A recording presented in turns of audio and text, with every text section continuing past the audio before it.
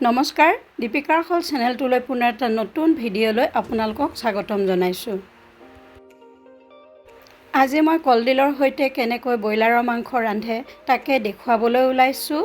এইটো এটা অতি টেষ্টি ৰেচিপি হয়। আশা ৰাখিছোঁ ভিডিঅ'টো স্কিপ নকৰাকৈ শেষলৈকে চাব। চাই ভাল পালে লাইক শ্বেয়াৰ কৰিব। তেন্তে বলকচোন বেছি কথা নেপাতি আমি ভিডিঅ'টো আৰম্ভ কৰোঁ। মই এই কলডিলটো লৈছোঁ। কলডিলটো মই সৰু সৰুকৈ কাটি ল'ম।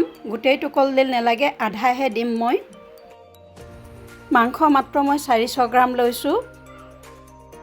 মাংসৰ পৰিমাণ কম কাৰণে মই আধা কলডিলহে ব্যৱহাৰ কৰিম। কলডিলখিনি সৰু সৰুকৈ কাটি লৈছোঁ। লগতে মই আদা নহৰু বটি লৈছোঁ। এয়া জালুক অলপ খুন্দি লৈছোঁ, কেঁচা জলকীয়া, দালচেনি আৰু ইলাচি দুটা লৈছোঁ আৰু মই কেইটামান পিঁয়াজ কাটি লৈছোঁ। কেৰাহী মই পাতি দিছোঁ। এতিয়া ৰন্ধা কামখিনি কৰিম।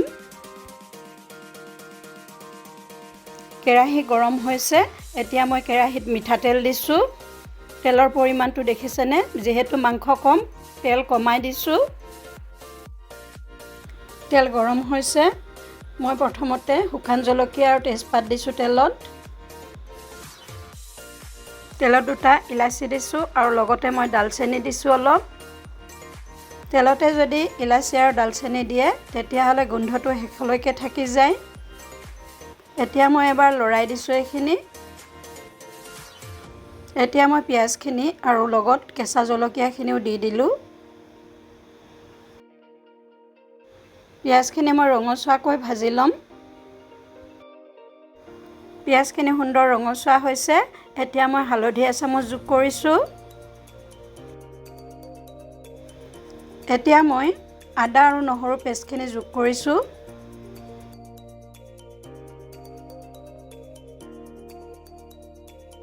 আকৌ মই জালুকখিনি যোগ কৰিছোঁ। এচামুচ মই নিমখ যোগ কৰিছোঁ। নিমখ সোৱাদ অনুযায়ী যোগ কৰিব লাগে। এতিয়া এচামুচ জিৰা গুড়ি যোগ কৰিছোঁ। লগতে এচামুচ মই ধনিয়া পাউডাৰ যোগ কৰিছোঁ। আটাইখিনি ভালকৈ লৰাই দি 1 মিনিটমান ভাজি মই ইয়াত মাংসখিনি যোগ কৰিম। এয়া মই মাংসখিনি যোগ কৰিছোঁ। মাংসখিনিও ভালকৈ মই ভাজি ল'ম। মাংসত মই আলু ব্যৱহাৰ নকৰোঁ। অলপ সময় ভাজাৰ পিছত এতিয়া 2-3 মিনিটৰ কাৰণে মই মাংসখিনি ঢাকি দিছোঁ। এইবাৰ মই ঢাকনিখন গুচাই ভালকৈ ভাজি ল'ম মাংসখিনি।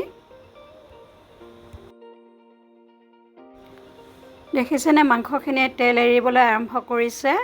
এনেকুৱাতে মই কলডিলখিনি দি দিম। এয়া মই কলডিলখিনি যোগ কৰিছোঁ। এতিয়া কলডিলৰ সৈতে মাংসখিনি আকৌ এবাৰ ভালকৈ ভাজি ল'ম।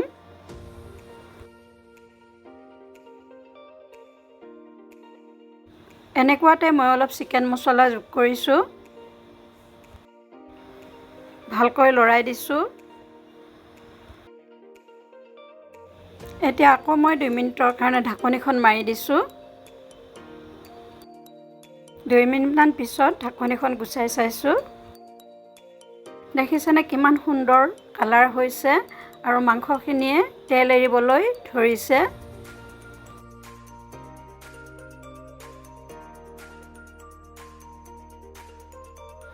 এতিয়া এনেকুৱাতে মই পানী অকণমান যোগ কৰিছোঁ।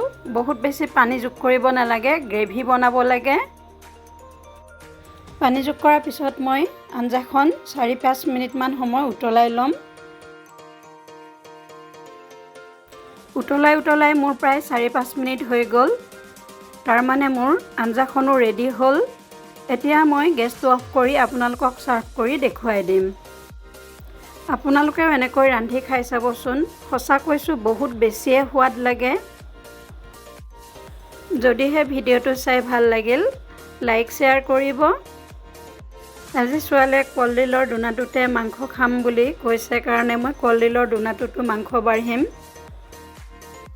ভিডিঅ'বিলাক যদি চাই ভাল পাইছে আগলৈও এনেকুৱা ৰেচিপিবোৰ পাই থাকিবলৈ চেনেলটো ছাবস্ক্ৰাইব কৰি থৈ দিব। অতি সোনকালে অন্য এটা নতুন ৰেচিপি লৈ আপোনালোকৰ ওচৰত উপস্থিত হোৱাৰ প্ৰতিশ্ৰুতিৰে আজিলৈ আপোনালোকৰ পৰা বিদায় মাগিছোঁ। ভিডিঅ'টো সম্পূৰ্ণকৈ চোৱাৰ বাবে ধন্যবাদ।